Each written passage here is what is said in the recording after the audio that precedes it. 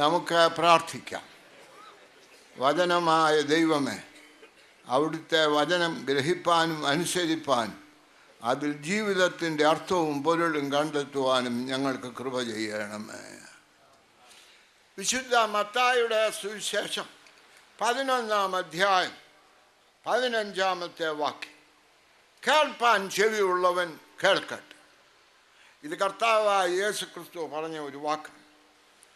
ഇത് കേൾക്കുമ്പോൾ നമുക്ക് തോന്നും, ഇത് പറയാൻ യേശു ക്രിസ്തു സ്വർഗത്തിൽ നിന്ന് ഭൂമി വരെ വരണോ? ചെവി ഉണ്ടല്ലേ കേൾക്കാൻ ഒക്കെ ഉള്ളെന്ന് ആർക്കറിയാൻ വയ്യാത്ത? ഇപ്പോൾ ചെകിടന്മാർക്ക് പോലും അറിയാൻ ചെവി ഉണ്ടെങ്കിൽ കേൾക്കാൻ ഒക്കുള്ളൂ. ഞാനൊരു പട്ടക്കാരനായി ജോലി ചെയ്യുമ്പോൾ ഒരു വീട്ടിൽ ചെന്നു. അപ്പോൾ ആ വീട്ടിൽ ഒരമ്മയും ഒരു മകനുമേ ഉള്ളൂ.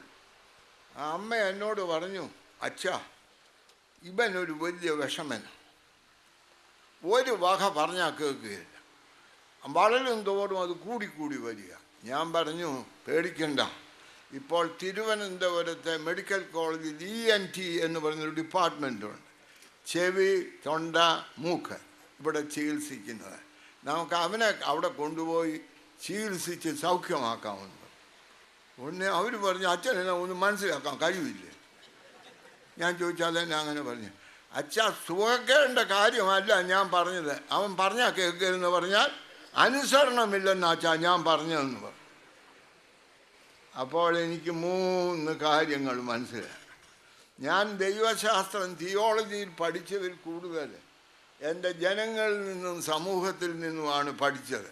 രണ്ടും കൂടെ കൂട്ടിയാലും അധികം പഠിച്ചിട്ടില്ല. എന്നാലും പഠിച്ചത് തിയോളജിക്കൽ കോളേജിനേക്കാൾ കൂടുതൽ സമൂഹത്തിൽ നിന്നും എൻ്റെ ജനങ്ങളിൽ നിന്നും.